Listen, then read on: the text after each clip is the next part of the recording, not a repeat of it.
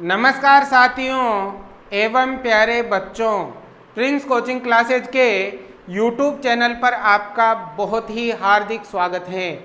बच्चों, आज की इस क्लास में कक्षा 10 RBSE गणित मॉडल पेपर 2021 का भाग स हल करेंगे। बच्चों, भाग स में आपसे 4 सवाल पूछे जाएंगे। प्रत्येक सवाल 4 अंक का होगा, इसलिए ये वाला भाग आपके 16 अंक का है और इसमें प्रत्येक सवाल के अथवा में एक सवाल होगा, तो आपको दोनों में से एक करना है। तो आपको ये वाला भाग ध्यानपूर्वक समझना है और पूरे 16 नंबर बोर्ड परीक्षा में लेकर आना है। बच्चों, अगर आपको ये अच्छी तरह से समझ में आता है तो आप इसे अधिक से अधिक लाइक करें, चैनल को सब्सक्राइब करें और इस क्लास को अपने दोस्तों के साथ अधिक से अधिक जरूर से जरूर शेयर करें। तो शुरू करते हैं सवाल नंबर 20। ठीक है, तो देखो, किसी समतल में 4 बिंदु A 2,-1, B 3,4, C -2,3 और D -3,-2 हैं। सिद्ध कीजिए कि ABCD वर्ग नहीं एक समचतुर्भुज है।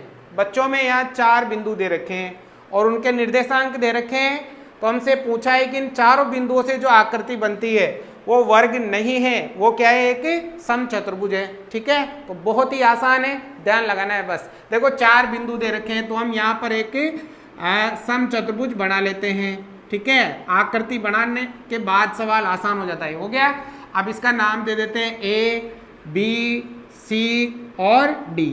ठीक है, अब देखो निर्देशांक भी लिखो, 2,-1 और B के 3,4, C के -2,3 और D के -3,-2। अब आपको ये सिद्ध करना है कि ये जो आकृति है ये वर्ग नहीं है, ये क्या है, एक समचतुर्भुज है। ठीक है, अब आपको इन दोनों के गुण याद होने चाहिए। ठीक है, गुण क्या, कि वर्ग की चारों भुजाएं बराबर होती है। ठीक है, और समचतुर्भुज की भी चारों भुजाएं बराबर होती है। वर्ग की भी चारों भुजाएं बराबर और समचतुर्भुज की भी चारों भुजाएं बराबर। अब फर्क क्या है दोनों में, विकर्ण का फर्क है। देखो, ये एक विकर्ण और ये दूसरा विकर्ण। ठीक है, वर्ग के विकर्ण बराबर होते हैं जबकि समचतुर्भुज के विकर्ण बराबर नहीं होते हैं। तो अगर हमें ये समचतुर्भुज सिद्ध करना है तो इन चारों भुजाओं को बराबर करना पड़ेगा और दोनों विकर्ण अलग अलग आने चाहिए, मतलब ये दोनों बराबर नहीं होंगे तो क्या हो जाएगा, समचतुर्भुज हो जाएगा। ठीक है, अब देखो, हमें चारों भुजाएं बराबर करनी है, मतलब ये वाली दूरी ज्ञात करनी पड़ेगी, ये दूरी ज्ञात करनी पड़ेगी, ये दूरी और ये वाली दूरी ज्ञात करनी पड़ेगी। मतलब सूत्र किसका लगेगा, 2 बिंदुओं के बीच की दूरी ज्ञात करने का सूत्र लगेगा। तो सबसे पहले तो हम सूत्र को लिख देते हैं। हमारे पास सूत्र लगेगा दूरी का। ठीक है, आप बताओ बेटा, 2 बिंदुओं के बीच की दूरी ज्ञात करने का सूत्र क्या होता है। प्रश्नावली 9 निर्देशांक ज्यामिति में पढ़ा होगा आपने। क्या होता है भाई, x2 - x1 का whole square plus y2 - y1 का होल स्क्वायर। ठीक है, तो ये हो गया आपका सूत्र 2 बिंदुओं के बीच की दूरी ज्ञात करने का। अब हम ये वाली दूरी मतलब ये सभी दूरियां ज्ञात करेंगे। ठीक है, तो सबसे पहले हम AB के बीच की दूरी ज्ञात करते हैं। सबसे पहले हम ज्ञात करेंगे AB के बीच की दूरी। तो देखो, सूत्र का क्या लग जाएगा, आपके अंडर रूट लग जाएगा। ठीक है, अब बच्चों देखो, इसमें ये x1 और ये y1, ये x2 और ये y2। ठीक है, सूत्र के अनुसार। ठीक है, हो गया। लेकिन आपको ट्रिक से करना है। ट्रिक क्या है, आपको आगे वाले में से आगे वाला घटाना है और पीछे वाले में से पीछे वाला घटाना है।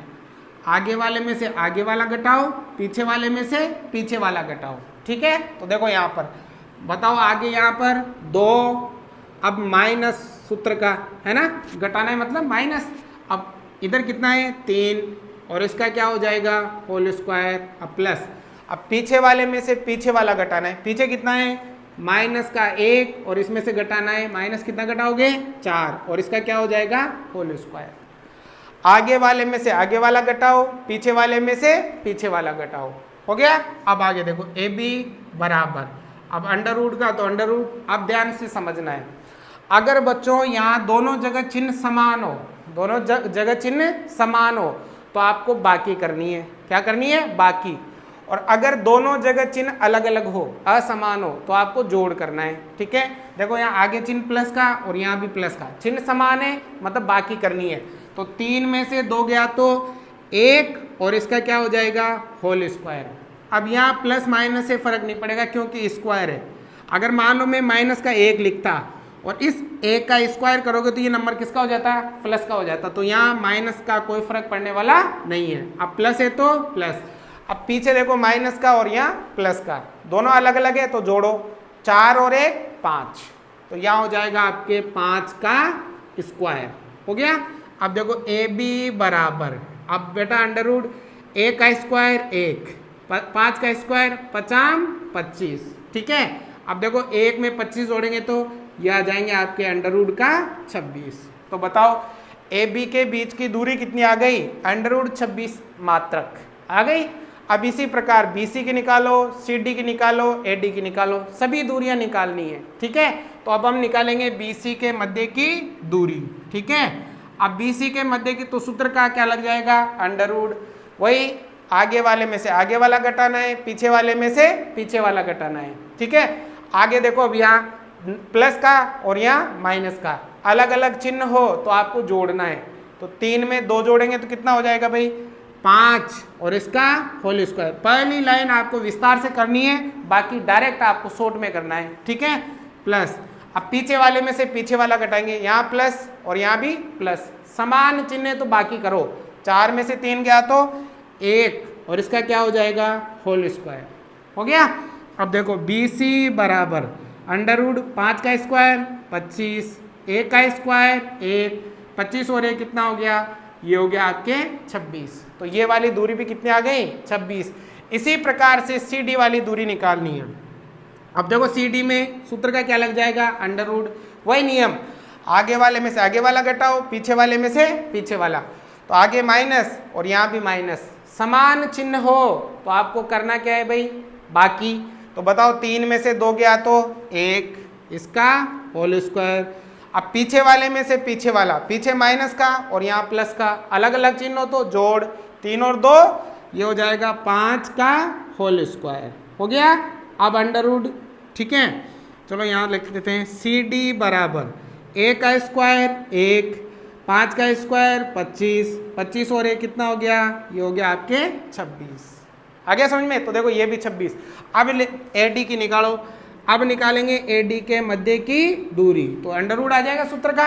अब वही आगे वाले में से आगे वाला घटाना है, पीछे वाले में से पीछे वाला घटाना है, आगे प्लस का आगे माइनस का, अलग अलग चिन्ह हो तो आपको क्या करना है जोड़ना है। 2 में 3 जोड़ेंगे तो 5 का स्क्वायर प्लस पीछे वाले में से पीछे वाला घटाना है, दोनों माइनस के हैं, दोनों समान चिन्ह हैं, इसलिए क्या करना पड़ेगा घटाना पड़ेगा। तो 2 में से 1 गया तो 1 का होल स्क्वायर। तो बताओ ये भी सेम हो जाएगा ना, ए डी बराबर 5 का स्क्वायर हो गया 25, 1 का स्क्वायर 1, 25 और 1 कितना हो गया आपके 26। तो देखो चारों भुजाएं बराबर हो गई साहब।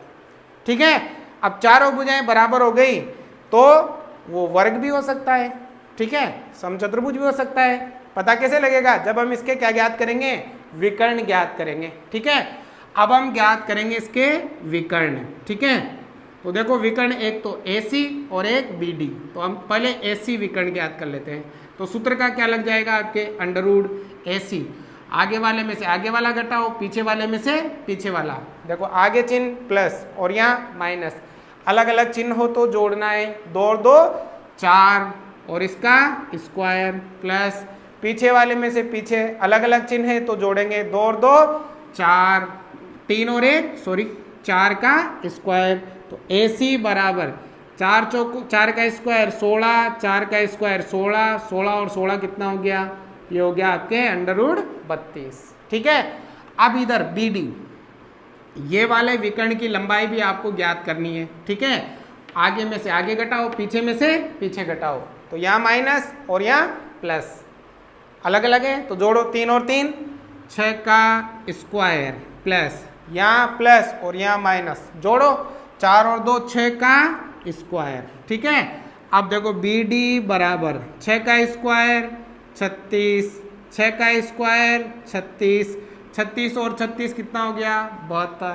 तो देखो यहाँ पर विकर्ण क्या आ गए, अलग अलग। तो जिस जिस चतुर्भुज के चारों भुजाएं बराबर हो और दोनों विकर्ण अलग अलग हो, अलग अलग माप के हो, तो वो कौन सा चतुर्भुज हो जाता है, वो हो जाता है समचतुर्भुज। ठीक है, अतः चारों भुजाएं AB बराबर BC बराबर CD बराबर AD। ठीक है, और दोनों विकर्ण क्या नाम है विकर्णों का, एक तो AC और बराबर नहीं है किसके, BD के। अतः ABCD एक क्या है, एक वर्ग नहीं, क्या है, समचतुर्भुज है। वर्ग कब होता, वर्ग जब होता जब इसके दोनों विकर्ण भी क्या होते हैं, बराबर होते हैं। तो बच्चों इस प्रकार से आपको ये सवाल करना है। हो सकता है आपके थोड़ा टाइम ज़्यादा ले रहा हूँ मैं, लेकिन मैं आपको पूरा समझाने का प्रयास कर रहा हूँ। ठीक है, अब देखो 20वें सवाल के अथवा में, ठीक है, तो इसको भी आप ध्यान से समझिएगा। समलंब चतुर्भुज ABCD में AB समांतर DC है। ठीक है, AD व BC पर क्रमशः E और F इस प्रकार स्थित है कि EF समांतर AB है। सिद्ध कीजिए AE बटा ED बराबर BF बटा FC। बच्चों प्रश्नावली 11 समरूपता का सवाल है, बहुत अच्छा सवाल है, ध्यानपूर्वक आप समझिएगा। एक समलंब चतुर्भुज बना लो। पहले तो ये बनाया हमने एक समलंब चतुर्भुज। ठीक है, ये है एक समलंब चतुर्भुज और इसका नाम है ABCD। और ध्यान रखना है AB किसके समांतर है, DC के समांतर है। ठीक है, तो देखो यहाँ से नाम लिख लेते हैं A B C और D। ठीक है, ABCD एक समलंब चतुर्भुज है जिसमें AB और ये DC ये दोनों क्या है, आपके समांतर हैं। AD व BC पर क्रमशः E व F इस प्रकार स्थित है। AD भुजा पर तो कौन सा बिंदु है, E। ठीक है, और BC भुजा पर कौन सा बिंदु है, F, ये F है। ठीक है, इस प्रकार स्थित है कि EF ये EF किसके समांतर है, AB के, मतलब ये वाली लाइन भी इसके समांतर है। ठीक है, EF AB के समांतर और CD भी AB के समांतर, इसलिए ये तीनों ही क्या है, समांतर। मतलब ये वाली लाइन इसके भी समांतर और ये वाली लाइन इसके भी समांतर, इसलिए तीनों रेखाएं क्या हो गए, आपके समांतर हैं। तो सिद्ध कीजिए कि जो अनुपात AE बटा ED में है वही अनुपात BF बटा FC में होगा, ये हमें बताना है। ठीक है, तो बच्चों इस प्रकार के सवाल में सबसे पहले तो हम लिखते हैं सवाल में दिया हुआ। बताओ क्या दिया हुआ है, देखो ऊपर दे रखा, पूरा लिखना चाहो तो ABCD एक समलंब चतुर्भुज है। ठीक है, और उसमें AD व BC पर E व F बिंदु स्थित है। ठीक है, या फिर आप लिख सकते हो कि AB समांतर किसके हैं, DC के, और दूसरा EF समांतर किसके हैं, AB के। ये हमें सवाल में दिया हुआ है। अब हमें करना है सिद्ध, क्या सिद्ध करना है कि AE बटा ED बराबर आना चाहिए BF बटा FC। बेटा ध्यान से लगाना, थोड़ा सा बहुत ही आसान सवाल है। ठीक है, यह सिद्ध करना है। तो बच्चों जब हमें भुजाओं को समानुपाती करना हो, ठीक है, तो हमारे पास आकृति होनी चाहिए त्रिभुज और रेखाएं होनी चाहिए समांतर। रेखाएं तो समांतर हैं, लेकिन यहाँ पर आपको त्रिभुज नजर आ रहा है क्या, नहीं आ रहा ना। ठीक है, तो हम क्या करेंगे, सबसे पहले त्रिभुज बनाएंगे। अब त्रिभुज बनाने के लिए करेंगे हम रचना। क्या करोगे भाई, रचना करोगे, क्योंकि हमें भुजाओं को समानुपाती करना है। समानुपाती तभी होती है जब रेखाएं समांतर हो और आकृति त्रिभुज हो। त्रिभुज नहीं है तो त्रिभुज बना लो। कैसे, A को मिलाओ C से, या फिर B को मिलाओ D से, दोनों में से एक काम करो। तो हम क्या करेंगे, A को ही मिला देते हैं C से। ठीक है, A को किससे मिलाएंगे भाई, C से मिलाएंगे।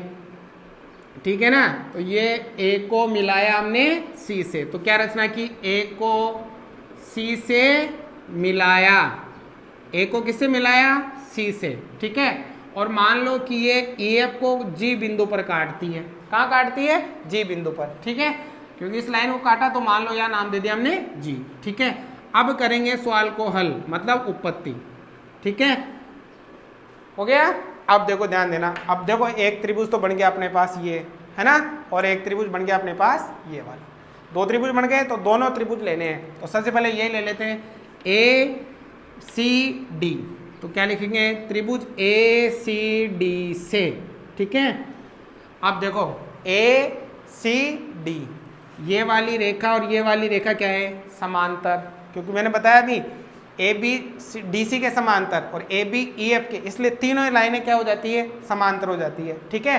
तो देखो डी सी और ई एफ क्या है, समांतर, डी सी समांतर है ई एफ, ठीक है। ये क्यों है, ये सवाल में दिया हुआ, ठीक है, सवाल में दे रखा है कि ये दोनों लाइनें समांतर हैं, ठीक है। अगर बेटा ये पूरी लाइन समांतर, तो ये आधी लाइन भी क्या होती है, समांतर होती है।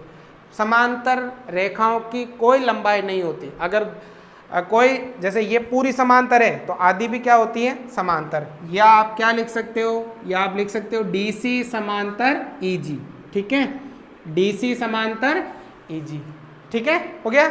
और नियम है, किसी त्रिभुज में अगर रेखाएं समांतर हो तो भुजाएं क्या होती है, समानुपाती, मतलब जो अनुपात इन दोनों में है वही अनुपात इन दोनों में होगा। जो अनुपात किसमें, ए ई बटा ई डी में है, वही अनुपात किसमें, ए जी बटा सी जी में होगा, ए जी बटा सी जी में होगा। क्यों होगा, बाय बीपीटी, बेसिक प्रोपोर्शनल थ्योरम, या आप लिख सकते हो थेल्स प्रमेय, ठीक है। अगर रेखाएं समांतर तो भुजाएं क्या होती है, समानुपाती। क्यों होती है, थेल्स प्रमेय से, ठीक है। इसे मान लो समीकरण नंबर 1, हो गया भाई, ये वाला त्रिभुज लेने पर। अब लेंगे ये वाला त्रिभुज ए बी और सी, क्योंकि हमें सिद्ध ये करना है। तो देखो इसमें ये वाला पार्ट तो आ गया लेकिन पीछे वाला नहीं आया। अब इसके लिए हमें लेना पड़ेगा ये वाला त्रिभुज ए बी सी। तो क्या लिखेंगे, त्रिभुज ए बी सी से, ठीक है, ए बी और सी। तो देखो इसमें ए बी और ये ई एफ समांतर हैं, सवाल में दिया हुआ है। अगर ये पूरी लाइनें समांतर तो आधी लाइनें भी क्या होगी, समांतर होगी ना। तो क्या लिखोगे, इसमें देखो ए बी समांतर क्या है, ई एफ, सवाल में दिया हुआ, दे रखा है ना सवाल में। अगर ये पूरी समांतर है तो आधी भी समांतर होगी, या ए बी समांतर क्या हो जाएगी, जी एफ, है ना। अब देखो इस त्रिभुज में ये वाली रेखा और ये वाली रेखा समांतर है तो भुजाएं क्या होगी, समानुपाती। जो अनुपात इन दोनों में है वह अनुपात इन दोनों में होगा, जो अनुपात इन दोनों में है वह अनुपात इन दोनों में होगा। जो अनुपात ए जी बटा सी जी में है वह अनुपात किस में होगा, बी एफ बटा सी एफ में होगा, वही अनुपात होगा बी एफ बटा एफ सी में, ठीक है।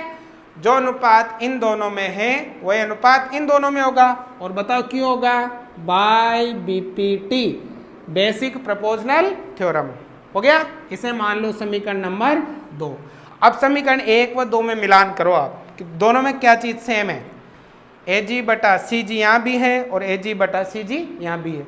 अगर ये दोनों बराबर हैं तो ये दोनों भी क्या हो जाएंगे, बराबर हो जाएंगे, है ना। ये दोनों बराबर तो ये दोनों भी बराबर।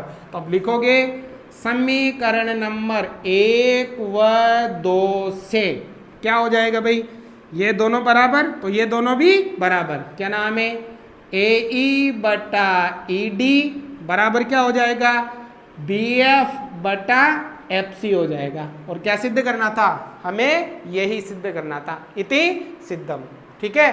तो सवाल नंबर 20 में 2 सवाल थे अथवा में, तो आपको दोनों सवालों को ध्यान पूर्वक समझना है, ठीक है। उतारो सवाल नंबर 21, यदि बिंदुओं 3, k और k, 5 से बिंदु 0, 2 की दूरियां बराबर हो तो k का मान ज्ञात कीजिए। बच्चों आपको सवाल ध्यान पूर्वक पढ़ना है, समझना है। एक बार समझ में नहीं आए तो 2 बार पढ़ना है, फिर सवाल कॉल करना है। देखो यहाँ पर इन दोनों बिंदुओं की इस बिंदु से दूरियां बराबर हैं तो k का मान ज्ञात करना है, ठीक है। देखो 2 बिंदु हैं, एक तो 3, k, ठीक है, एक बिंदु तो ये यहाँ पर और एक k, 5।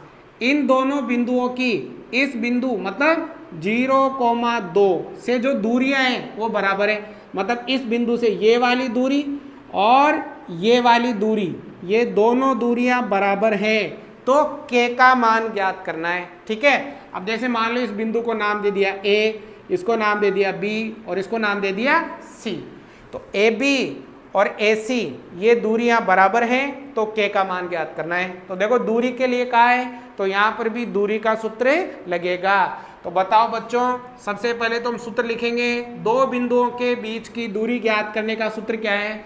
सूत्र है x2 माइनस x1 का whole square, y2 minus y1 का होल स्क्वायर। ठीक है, अब हम ये दूरी और ये दूरी दोनों की दूरियां ज्ञात करेंगे और दोनों की दूरियों को हम बराबर करेंगे। ठीक है, तो देखो आपको सवाल में दे रखा है कि AB वाली दूरी किसके बराबर है? AC वाली दूरी के बराबर है।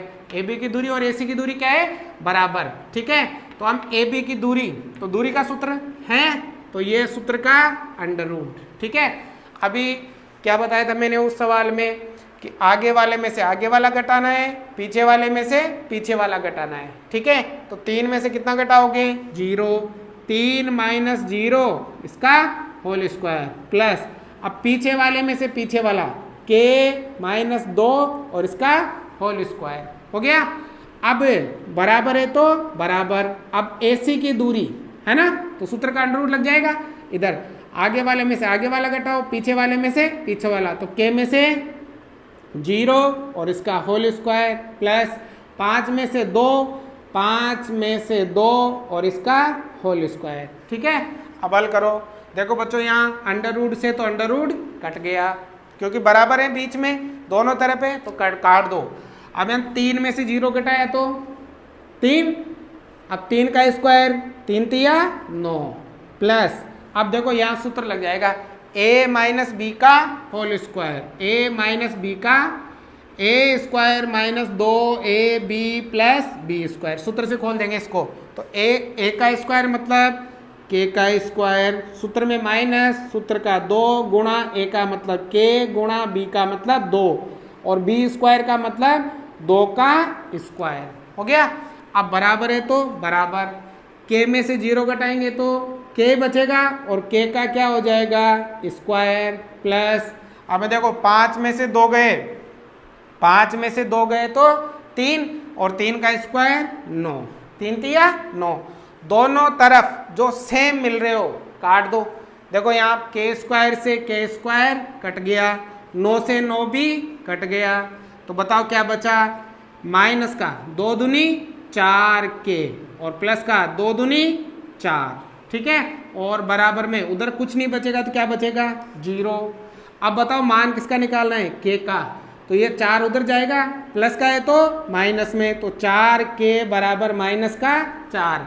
अब ये गुणा है तो भाग में, तो k बराबर माइनस का 4 बटा माइनस का 4, माइनस से माइनस कैंसिल, 4 का भाग 4 में 1 बार, तो k का मान कितना आ गया भाई? k का मान 1 आ गया। तो बहुत ही आसान सवाल था, 4 नंबर में, ध्यान से आपको करना है। ठीक है, चलिए अथवा में देखो, अथवा में प्रमेय है। ठीक है, थेल्स प्रमेय है, तो ध्यान पूर्वक आपको समझनी है।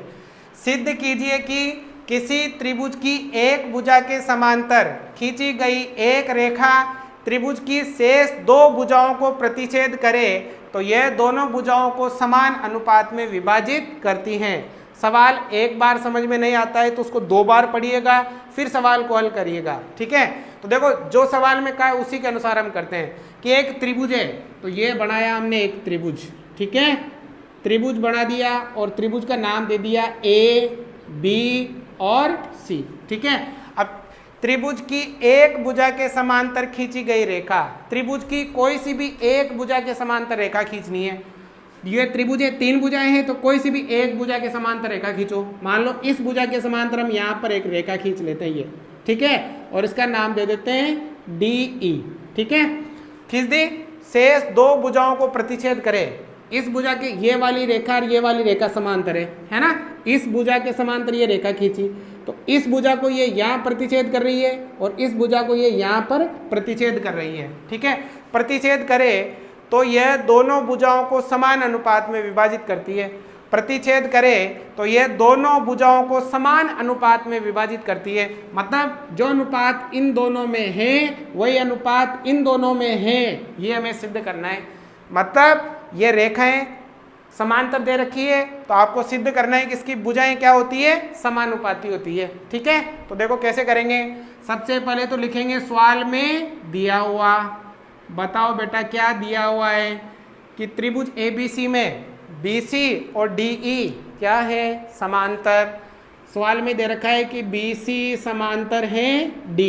ठीक है, हमें करना है सिद्ध। बताओ बच्चों क्या सिद्ध करना है। जो अनुपात इन दोनों में है वही अनुपात इन दोनों में है। जो अनुपात किसमें, AD बटा BD में है, वही अनुपात किसमें होना चाहिए, वही अनुपात AE बटा C में होना चाहिए। ये हमें करना है सिद्ध। समझ में आ गई बात। मेन चीज चित्र बनाओ ध्यान से।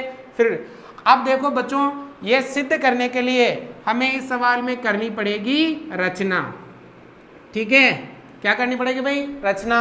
अब देखो रचना क्या करेंगे, इस D से इस पर AE पर लंब डालेंगे। तो जैसे मैंने यहाँ नाम दे दिया M, और फिर E से भी इधर लंब डालेंगे। लंब का मतलब 90 डिग्री का कोण बनाएंगे। ठीक है, और जैसे यहाँ नाम दे दिया हमने M और यहाँ नाम दे दिया हमने N। ठीक है, तो ये हमने रचना करी है। तो क्या रचना करी भाई, सबसे पहले तो DN किस पर लंब है, AE पर। DN AE पर लंब है, और EM किस पर लंब है, AD पर। ठीक है, तो क्या नाम है भाई, EM ठीक है, लंब है किस पर, AD पर। ठीक है, ये हमने क्या की है, रचना। और फिर क्या करेंगे भाई, D को मिलाएंगे C से और B को मिलाएंगे E से। ठीक है, तो क्या करेंगे, लिखना चाहो तो लिख दो, ये आवश्यकता नहीं है। अब देखो उत्पत्ति में ध्यान देना भाई इधर। ठीक है, हमने रचना करी है। ठीक है, अब देखो, अब हमें क्या सिद्ध करना है, AD बटा BD और AE बटा C। तो देखो AD बटा AD तो ये रहा और BD ये रहा, है ना, AD बटा BD। तो देखो AD ये तो आ रहा है इस वाले त्रिभुज में, और BD ये इस त्रिभुज में आ रहा है। तो हम ये दोनों त्रिभुज लेंगे। ठीक है, और यहाँ पर देखो हमने लंब डाला है, मतलब ऊंचाई है, तो ये तो आधार हो जाएगा और ये ऊंचाई हो जाएगी। तो बताओ आधार और ऊंचाई किस में आती है, त्रिभुज के क्षेत्रफल ज्ञात करने के सूत्र में आती है। तो हम यहाँ पर सूत्र लगाएंगे त्रिभुज का क्षेत्रफल ज्ञात करने का सूत्र। बताओ बेटा त्रिभुज का क्षेत्रफल ज्ञात करने का सूत्र क्या होता है, 1/2 इंटू आधार इंटू ऊंचाई, आधार इंटू ऊंचाई। ठीक है, तो देखो यहाँ पर सबसे पहले लेंगे ये वाला त्रिभुज ADE। ठीक है, तो हम लिखेंगे त्रिभुज ADE का क्षेत्रफल। इसको हम शॉर्ट में लिख सकते हैं एरिया ऑफ ADE। ठीक है, इसका मतलब होता है त्रिभुज ADE का क्षेत्रफल। तो बताओ सूत्र क्या है, बराबर हो जाएगा 1/2 इंटू आधार इंटू ऊंचाई। तो ये वाला त्रिभुज इधर से देखना है, आधार तो AD और ऊंचाई, बताओ ऊंचाई क्या होगी, इस त्रिभुज की ऊंचाई क्या होगी, ऊंचाई हमेशा होती है 90 डिग्री पर। तो ये हो जाएगी इसकी ऊंचाई, क्या नाम है, ME। तो देखो आधार तो क्या है भाई AD, और ऊंचाई क्या हो जाएगी ME। हो गया। अब लेंगे दूसरा ये वाला, क्योंकि BD इसमें आ रही है ना। अब देखो हमें अनुपात में ज्ञात करना है, तो हमें अनुपात में लिखना पड़ेगा बटे में।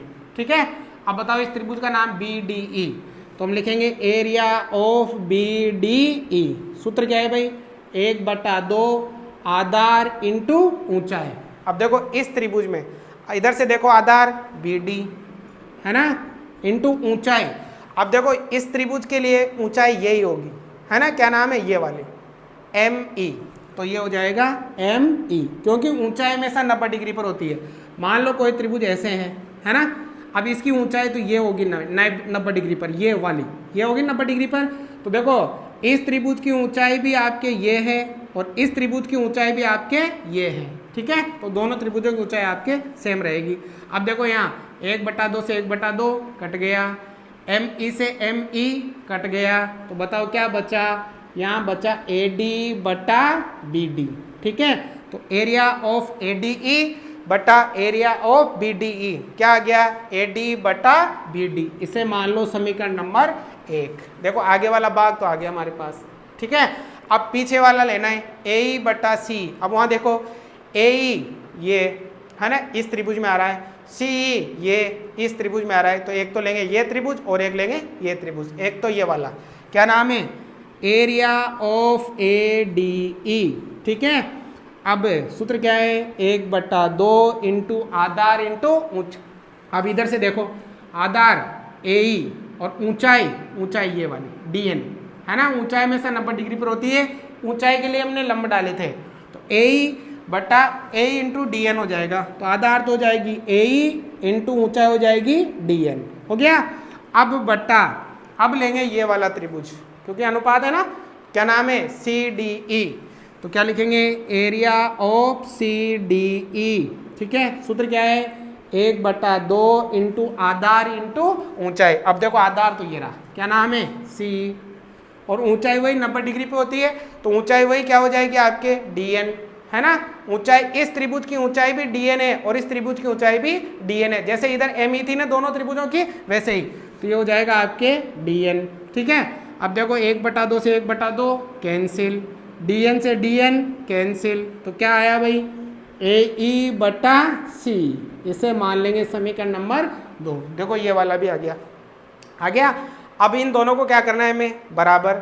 ये दोनों बराबर कब होंगे, जब इधर ये दोनों क्या हो जाएं, बराबर। ये दोनों को बराबर ही करना है ना। अब ये दोनों बराबर तब होंगे जब ये दोनों क्या हो जाए, बराबर हो जाए। अब देखो इनमें ऊपर एरिया ऑफ एडी, इधर भी एरिया ऑफ एडी, ये दोनों बराबर है। अब नीचे दोनों बराबर नहीं है। ऊपर वाले त्रिभुजों का क्षेत्रफल तो बराबर है, लेकिन नीचे वाले त्रिभुजों का क्षेत्रफल बराबर नहीं है। पहले हमें इन दोनों को क्या करना पड़ेगा, बराबर करना पड़ेगा। जैसे ये दोनों बराबर हुए तो फिर आगे वाले बराबर, तो पीछे वाले भी क्या हो जाएंगे, बराबर हो जाएंगे। अब ये दोनों त्रिभुज लेंगे। एक तो त्रिभुज कौन सा भाई, त्रिभुज बी डी ई व त्रिभुज सी डी ई से, ठीक है। दोनों के क्षेत्रफल हमें क्या करने पड़ेंगे, बराबर करने पड़ेंगे, ठीक है।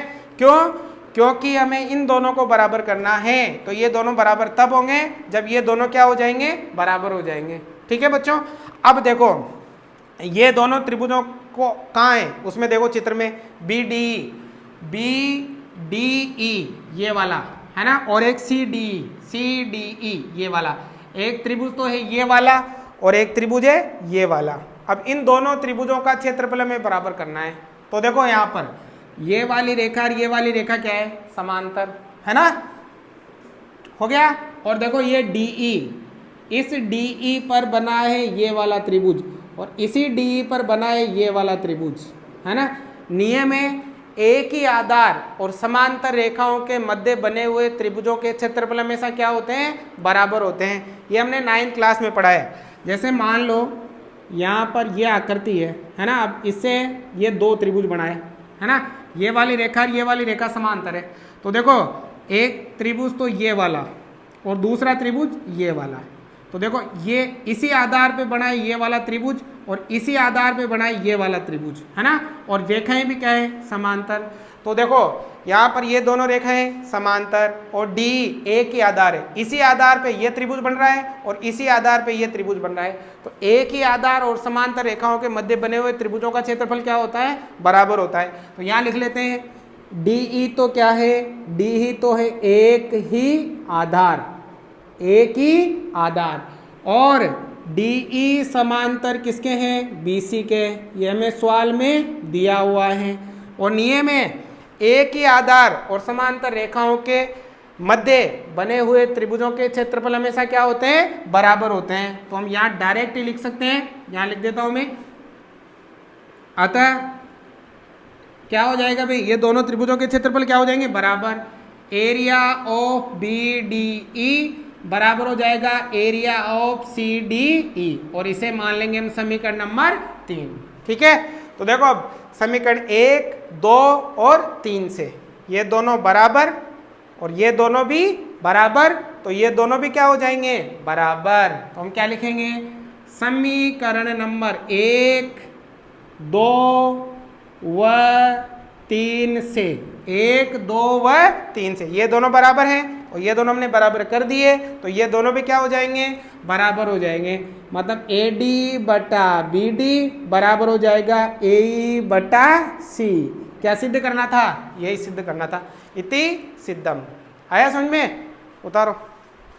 सवाल नंबर 22, सिद्ध कीजिए कि एक वर्त के केंद्र से जीवा पर डाला गया लंब जीवा को समद्विभाजित करता है। ध्यान से समझना है, ये भी प्रमेय है। तो देखो, एक वृत्त के केंद्र से, ये एक वृत्त है, ठीक है, और ये वृत्त का केंद्र है, केंद्र को हम नाम दे देते हैं O। वर्त के केंद्र से जीवा पर डाला गया लंब, हम जीवा बनाएंगे, तो यहाँ पर ये एक जीवा बना लेते हैं, जीवा का नाम हो गया AB, ठीक है। अब इस केंद्र से जीवा पर लंब डाला गया है, लंब का मतलब है 90 डिग्री का कोण, यहाँ बनाया गया है 90 डिग्री का कोण, मान लो यहाँ नाम दे देते हैं C, ठीक है। तो केंद्र से जीवा पर डाला गया लंब जीवा का समद्विभाजन करता है। समद्विभाजन मतलब जीवा को 2 बराबर भागों में बांटता है, ये हमें करना है सिद्ध। तो देखो, सबसे पहले तो बच्चों लिखेंगे सवाल में दिया हुआ, बताओ बेटा क्या दिया हुआ है। वर्त के केंद्र से जीवा पर क्या डाला गया है, लंब, मतलब OC किस पर लंब है, AB पर, OC लंब है AB पर, ठीक है। अब हमें करना है सिद्ध। क्या सिद्ध करना है कि ये जो लंब है वो जीवा का समद्विभाजन करता है, मतलब ये दोनों भाग बराबर है, इस जीवा को 2 बराबर भागों में बांटता है। हमें सिद्ध करना है कि AC किसके बराबर है, BC के, ठीक है। अब इसके लिए हम क्या करेंगे भाई, O को मिलाएंगे A से और O को मिलाएंगे B से, ठीक है। तो चाहो तो आप रचना लिख सकते हो, क्या लिखोगे, O को A व B से मिलाया, ठीक है। ये हमने क्या करी है भाई, रचना करी है, ठीक है। अब बेटा बहुत ही आसान है, ध्यान देना इधर उत्पत्ति में। देखो, हमें इन दोनों को बराबर करना है, इन दोनों को बराबर करना है, तो ये 2 त्रिभुज हैं, इन दोनों त्रिभुजों को लेंगे और इन दोनों त्रिभुजों को करेंगे सर्वांग सम। जैसे ये दोनों त्रिभुज सर्वांग सम होंगे तो ये दोनों भाग भी क्या हो जाएंगे, बराबर हो जाएंगे, ठीक है। तो एक त्रिभुज तो ये लेना है आपको, त्रिभुज AOC व त्रिभुज BOC से दोनों त्रिभुजों को करना है सर्वांग सम। अब सर्वांग सम करने के लिए 3 चीजें बराबर करनी है, कितनी, 3 चीजें, ठीक है। तो देखो ध्यान से, इस त्रिभुज की ये भुजा और इस त्रिभुज की ये भुजा बराबर है। बताओ ये दोनों क्यों बराबर हैं, केंद्र से परिधि तक की दूरी त्रिज्या, केंद्र से परिधि तक की दूरी त्रिज्या, ये भी त्रिज्या है और ये भी त्रिज्या है, और त्रिज्या हमेशा क्या होती है, बराबर होती है, ठीक है। तो बताओ, इस त्रिभुज की तो AO भुजा और उस त्रिभुज की BO भुजा, ये दोनों बराबर है। बताओ क्यों बराबर है बेटा, ये है वर्त की त्रिज्याएं, ठीक है। आगे समझ में बात। अब दूसरी देखो, इस त्रिभुज में ये वाला कोण 90 और इस त्रिभुज में भी ये वाला कोण 90, ये 1 नंबर और ये 2 नंबर, नंबर दे दो आप। तो इस त्रिभुज का कोण नंबर 1 इसके बराबर है कोण नंबर 2 के। क्यों बराबर है, ये है 90 डिग्री। सवाल में दे रखा है कि OC किस पर लंब है, AB पर, 2 बराबर हो गई। एक और बताओ, देखो ये वाली भुजा OC उभयनिष्ठ है, मतलब इस त्रिभुज में भी OC भुजा है और इस त्रिभुज में भी OC, दोनों में ही है ना, OC नाम दोनों में ही है। तो क्या लिखोगे, OC बराबर है OC। क्यों बराबर है, ये कॉमन है, ये उभयनिष्ठ है। उभयनिष्ठ भुजा हमेशा क्या होती है, बराबर होती है, ठीक है। ये उभयनिष्ठ हो जाएगी, हो गया। तो 3 चीजें बराबर हो गई। जिन 2 त्रिभुजों की 3 चीजें बराबर हो, दोनों त्रिभुज क्या होते हैं, सर्वांग सम होते हैं। कौन से नियम से, देखो यहाँ 90 डिग्री आ रहा है, उसके सामने कर्ण आ रहा है और एक अन्य भुजा आ रही है, तो हम लगा देंगे RHS नियम द्वारा कह सकते हैं त्रिभुज AOC सर्वांग सम होगा किसके, त्रिभुज BOC के। अगर बेटा ये दोनों त्रिभुज सर्वांग सम है तो इनके सभी संगत भाग क्या होते हैं, बराबर। इसका मतलब AC किसके बराबर होगी, BC के। इस त्रिभुज की AC भुजा और इस त्रिभुज की BC भुजा क्या होगी, बराबर होगी। बताओ क्यों होगी, बाय CP CT, है ना। इसका मतलब होता है corresponding part of congruent triangle, मतलब सर्वांग सम त्रिभुजों के सभी संगत भाग क्या होते हैं, बराबर होते हैं, इति सिद्धम। बस इतना सा करना है, 4 नंबर का सवाल है, ध्यान से समझना। अब देखो अथवा में एक रोलर की लंबाई 2.5 मीटर है, एक रोलर है उसकी लंबाई 2.5 मीटर है और व्यास 1.4 मीटर है। 10 चक्कर लगाने में रोलर कितना क्षेत्र समतल करेगा। रोलर बच्चों उसका जो आगे वाला पहिया होता है ना, उसकी बात हो रही है, क्योंकि समतल तो वही करता है आगे वाला पहिया, ठीक है। मतलब ऐसा होता है, ऐसा होता है ना वो, बिल्कुल ऐसा बेलन का, बेलनाकार, बेलन के आकार का होता है ऐसा, ठीक है। तो ये रोलर का आगे वाला पहिया है ना, इसकी लंबाई मतलब ये हो गई 2.5 मीटर हो गई और व्यास मतलब ये पूरा कितना है 1.4 मीटर, ठीक है। अब ये 10 चक्कर घूमेगा ना तो कितना क्षेत्र समतल करेगा ये हमें बताना है। तो बहुत ही आसान है, ध्यान से समझना। सबसे पहले तो जो दे रखा है वो लिखो, रोलर की लंबाई, है ना। अब लंबाई को आप यहाँ ऊंचाई भी कह सकते हो। अगर हम इसको ऐसे रखेंगे तो ऊंचाई हो जाती है और ऐसे रखेंगे तो ये लंबाई हो जाती है। तो इसको आप ऊंचाई भी कह सकते हो यहाँ पे, है ना। वो कितनी है, वो है 2.5 मीटर हो गया। और व्यास, व्यास को हम रिप्रेजेंट करते हैं डी से 1.4 मीटर, लेकिन हमें व्यास से मतलब नहीं है, हमें त्रिज्या से मतलब होता है। तो हम त्रिज्या निकालेंगे तो हम 2 का भाग दे देंगे व्यास में, तो आपके त्रिज्या आ जाएगी, तो यह आएगी आपके 0.7 मीटर, है ना। 2 का भाग दोगे ना तो ये आ जाएगी, हो गया। तो ये तो हो गया। अब बच्चों 10 चक्कर में ये कितना क्षेत्र समतल करेगा, तो सबसे पहले हम 1 चक्कर का निकालेंगे, फिर जो भी 1 चक्कर का आएगा ना उसको हम किससे गुणा कर देंगे, 10 से। अगर मान लो ये वाला, ये रोलर का पहिया ही है, अगर ये घूमेगा तो 1 चक्कर मतलब ये पूरा जब एक बार घूम जाएगा तो 1 चक्कर हो जाएगा ना, तो इसका मतलब ये हो गया बेलन का वक्र पृष्ठीय क्षेत्रफल। तो हमें क्या ज्ञात करना पड़ेगा, इस पूरे कंप्लीट ये वाला, है ना, चारों ओर का, तो इसे कहते हैं बेलन का वक्र पृष्ठीय क्षेत्रफल। तो हम ज्ञात करेंगे बेलन का वक्र पृष्ठीय क्षेत्रफल। क्यों ज्ञात करेंगे, क्योंकि हमें 10 चक्कर में कितना समतल करेगा वो बताना है ना। तो बताओ बेलन का वक्र पृष्ठीय क्षेत्रफल का सूत्र क्या होता है, 2πr/h, ठीक है। तो देखो 2 का तो 2, पाई का मान 22/7 गुणा त्रिज्या वो रहे आपके 0.7 गुणा ऊंचाई 2.5, हो गया भाई। अब हल करेंगे, देखो चाहो तो आप पॉइंट हटा दो, नीचे 10 लग जाएगा, पॉइंट हटा दो, नीचे 10 लग जाएगा, ठीक है। 7 से 7 कैंसिल, कट गया ना।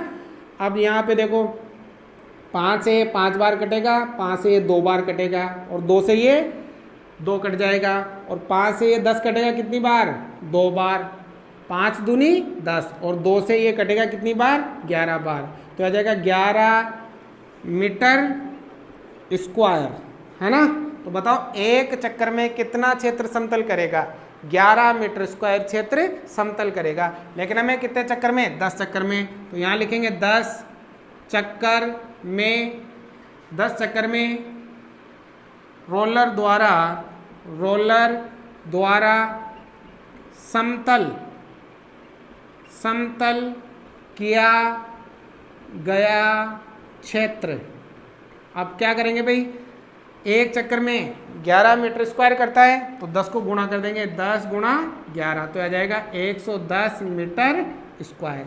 तो बताओ 10 चक्कर में कितना क्षेत्र समतल करेगा, 110 मीटर स्क्वायर क्षेत्र समतल करेगा रोलर, ठीक है। उधर सवाल नंबर 23, आकृति में छायांकित क्षेत्र का क्षेत्रफल ज्ञात कीजिए जहां ABCD भुजा 14 सेमी का एक वर्ग है। बच्चों में ये आकृति दे रखी है, इसमें हमें छायांकित क्षेत्र का क्षेत्रफल ज्ञात करना है और हमसे कहा है कि जो ABCD है वो भुजा 14 सेमी का एक वर्ग है। तो बच्चों में अगर छायांकित भाग का क्षेत्रफल ज्ञात करना है तो हम क्या करेंगे, इस वर्ग के क्षेत्रफल में से इन चारों वर्तों के क्षेत्रफल को निकाल देंगे, मतलब माइनस कर देंगे।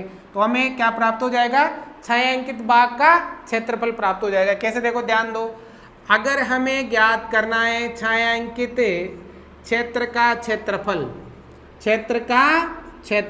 तो बच्चों कैसे ज्ञात करोगे, पहले तो लोगे पूरे वर्ग का क्षेत्रफल। क्या करोगे? वर्ग का क्षेत्रफल, ठीक है। इसमें से माइनस करेंगे। क्या माइनस करेंगे? ये कितने वर्त है? 4। 4 वर्तों का क्षेत्रफल माइनस कर देंगे, ठीक है। तो आपके ये जो छायांकित भाग है उसका क्षेत्रफल आ जाएगा, ठीक है। तो बताओ वर्ग का क्षेत्रफल ज्ञात करने का सूत्र क्या होता है? वर्ग का क्षेत्रफल ज्ञात करने का सूत्र होता है भुजा स्क्वायर, ठीक है, माइनस 4। अब वर्त का क्षेत्रफल, वर्त का क्षेत्रफल का सूत्र होता है पाई आर स्क्वायर, ठीक है। अगर हमें वर्ग का क्षेत्रफल ज्ञात करना है तो हमारे पास भुजा होनी चाहिए, और वर्ग की भुजा दे रखी है, दे रखी है ना। वर्ग की भुजा बताओ कितनी दे रखी है? 14 सेंटीमीटर। अगर हमें वर्त का क्षेत्रफल ज्ञात करना है तो हमारे पास क्या होनी चाहिए? त्रिज्या। अब इसमें वर्त की त्रिज्या में नहीं दे रखी है, तो सबसे पहले हम निकालेंगे वर्त की त्रिज्या। अब कैसे निकालोगे? देखो ध्यान दो, ये पूरी भुजा यहाँ से यहाँ तक 14 है, तो बताओ आधी कितनी होगी? 7, और 7 इसका क्या हो जाएगा? व्यास, व्यास हो जाएगा ना। अब हमें त्रिज्या चाहिए तो 7 में 2 का भाग दे देंगे तो वो क्या आ जाएगी? त्रिज्या आ जाएगी। तो देखो अगर हमें त्रिज्या निकालनी है तो यहाँ वर्त कितने हैं? 4, भुजा कितनी है? 14। तो आप क्या करो? 14 में 4 का भाग दे दो, है ना। वर्त 4 है ना, तो देखो 2 का भाग इसमें 7 बार, 2 का भाग इसमें 2 बार, और ये आ जाएगी सेंटीमीटर। तो बताओ वर्त की त्रिज्या क्या हो जाएगी? 7/2 सेंटीमीटर हो गया। अब मान रखो भुजा, बताओ भुजा कितनी? 14, 14 का स्क्वायर माइनस 4 गुणा पाई का मान 22/7। अब गुणा त्रिज्या 7/2 इंटू 7/2, स्क्वायर है इसलिए 2 बार लिखेंगे। 14 का स्क्वायर करोगे तो 196 आएगा माइनस। अब देखो 7 से 7 कट गया, 2 दूनी 4, 4 से 4 भी कट गया, 22 आते 154 हो गया, ठीक है। अब बाकी निकालोगे तो 6 में से 4 गया तो 2, 9 में से 5 गया तो 4, 1 में से 1 गया तो 0, और ये हो जाएगा सेंटीमीटर स्क्वायर। तो बताओ छायांकित क्षेत्र का क्षेत्रफल क्या आ जाएगा? 42 सेंटीमीटर स्क्वायर। पूरा वर्ग लो और वर्ग में से 4 वर्तों का क्षेत्रफल माइनस कर दो तो ये आ जाएगा आपके, ठीक है। अब देखो अथवा में आकृति में O और O डैश दिए गए वर्तों के केंद्र हैं। AB समांतर O डैश है, तो सिद्ध कीजिए कि AB बराबर 2 O डैश। तो देखो यहाँ पर हमें यह आकृति दे रखी है, इसमें O डैश और O ये 2 वर्तों के केंद्र हैं, ठीक है। और ये O डैश और AB, O डैश और AB मतलब ये पूरी लाइन इसके समांतर हैं, ये दोनों क्या है? समांतर। तो हमें सिद्ध करना है कि जो AB है वो दुगनी होगी किसकी? O डैश की। अगर मान लो ये 5 है तो ये 10 होगी, ये हमें सिद्ध करना है, ठीक है। तो कैसे करेंगे? देखो सबसे पहले तो लिखेंगे सवाल में दिया हुआ। बताओ बच्चों क्या दिया हुआ है? कि ये दोनों रेखाएं समांतर हैं। देखो ये लिखा AB समांतर है O डैश, है ना। अब हमें करना है सिद्ध। बताओ क्या सिद्ध करना है? ये देखो ये रहा कि AB दुगनी होती है किसकी? O डैश की, ठीक है। तो देखो कैसे करेंगे, उत्पत्ति ध्यान से समझना, आसान है, ध्यान से समझोगे तभी समझ में आएगा, ठीक है बच्चों।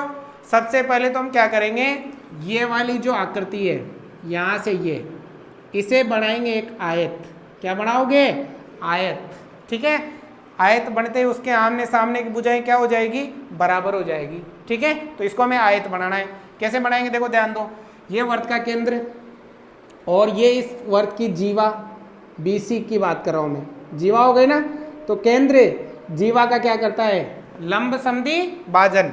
हमने पर में पढ़ी थी कि वर्त है, ये वर्त का केंद्र है और ये जीवा है, तो ये केंद्र जीवा का लंब समद्वि भाजन करता है, मतलब 90 डिग्री का कोण भी बनाता है और 2 बराबर भागों में भी बांटता है। तो सबसे पहले यही लाइन लिखेंगे, वर्त का केंद्र, वर्त का केंद्र जीवा का लंब समद्वि भाजन, लंब समद्वि भाजन करता है।